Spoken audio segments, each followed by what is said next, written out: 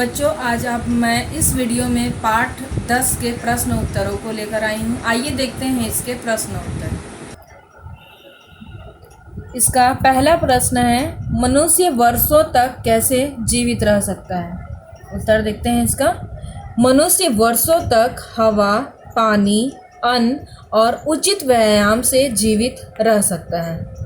इसका दूसरा प्रश्न है, किस व्यक्ति के लिए निरोग शब्द प्रयुक्त करना उचित नहीं है। तो सेकंड पैराग्राफ में पता था आपको, कोई व्यक्ति पहलवान कुश्ती मारने में तो बड़ा प्रवीण हो, किंतु मन उसका गंवारों का सा हो, तो उस व्यक्ति के लिए निरोग शब्द प्रयोग करना उचित नहीं है। ये दूसरे पैराग्राफ में पढ़े थे हम लोग।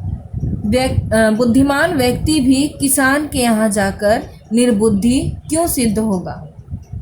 उत्तर देखते हैं, बुद्धिमान व्यक्ति भी किसान के यहाँ जाकर निर्बुद्धि सिद्ध होगा, क्योंकि जितनी जानकारी किसान को अपने क्षेत्र में होती है उतनी किसी अन्य व्यक्ति को नहीं।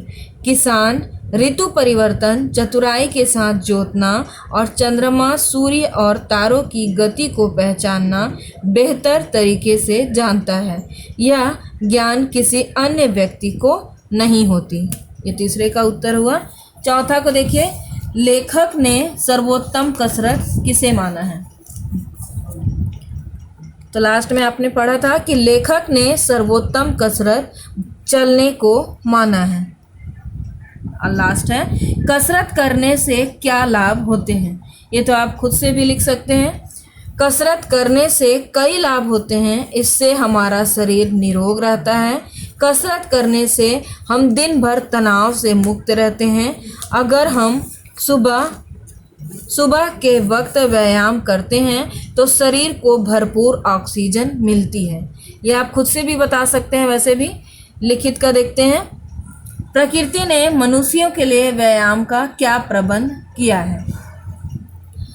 प्रकृति ने मनुष्यों के लिए व्यायाम के रूप में खेती का प्रबंध किया है, जिसमें मनुष्य कड़ी मेहनत करके उस कमी को पूरा कर सके और मनुष्य का शारीरिक एवं मानसिक विकास पूरी तरह से हो सके।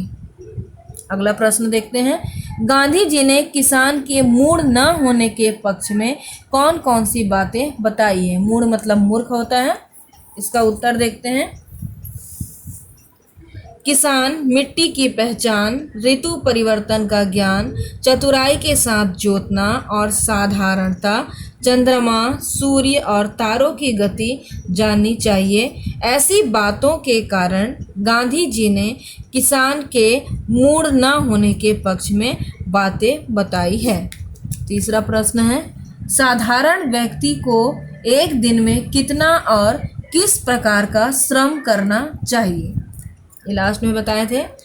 मनुष्य को 8 घंटे शारीरिक श्रम करना चाहिए। 8 से 10 था, ये भी लिख सकते हैं। और वह ऐसी कि जिसमें मानसिक शारीरिक शक्तियों को काम करने का अवसर मिल सके, मतलब जिसका शारीरिक और मानसिक दोनों तरह का काम हो सके। मनुष्य किस प्रकार निरोग रह सकता है। जिस कसरत से मन और शरीर दोनों का सुधार साथ साथ और हरदम होता रहे, वही कसरत अच्छी है। उसी से मनुष्य निरोग रह सकता है। अगला क्वेश्चन है, गांधी जी ने व्यापारियों के लिए कैसा व्यायाम करने का सुझाव दिया है। तो गांधी जी ने व्यापारियों के लिए मानसिक व्यायाम के साथ साथ शरीर को भी अधिक मेहनत करने वाले कार्य करने का सुझाव दिया है, ताकि उसके शरीर का पूर्ण व्यायाम हो सके। अगला क्वेश्चन आशय स्पष्ट करें हैं, शहर का बड़ा विद्वान भी किसान के यहाँ जाकर निर्बुद्धि सिद्ध होगा। इसका आशय स्पष्ट करना है। देखिए इसको, प्रस्तुत पंक्तियाँ हमारे पाठ्य पुस्तक अमृत हिंदी पाठमाला से ली गई है। इन पंक्तियों में लेखक महात्मा गांधी किसान के बारे में बताते हुए कहते हैं कि किसान अपने काम के प्रति पूरी तरह सतर्क रहते हैं, मतलब उसे अपने कार्य से संबंधित हर तरह की जानकारी होती है, लेकिन शहर में रहने वाला बुद्धिमान व्यक्ति अपने कार्य के एक पहल के बारे में ही जानकारी रखता है, एक पहलू के बारे में, मतलब एक तरफा ज्ञान रखता है। इसलिए किसान के सामने वह बुद्धिहीन ही सिद्ध होगा।